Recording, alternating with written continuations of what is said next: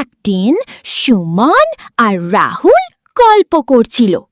তারপর যা হলো। সুমন, তুমি কি একটা জোক শুনবে? হ্যাঁ, আমি অবশ্যই শুনব। একজন লোক চুরি করতে গিয়ে ধরা পড়েছিল। তার শাস্তি নির্ধারণ হয়েছিল ফাঁসি।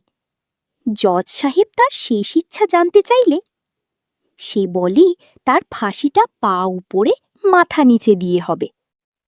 এভাবেই তাকে ফাঁসি দেওয়া হলো। পরদিন যখন ফাঁকি থেকে তাকে খোলা হয়, সে চলে যাচ্ছিল। তাকে যখন জিজ্ঞেস করা হলো, তুমি যাচ্ছ কোথায়? কে বলল, আমার ফাঁসি তো হয়ে গেছে। কেমন লেগেছে জোকসটা? সুন্দর না?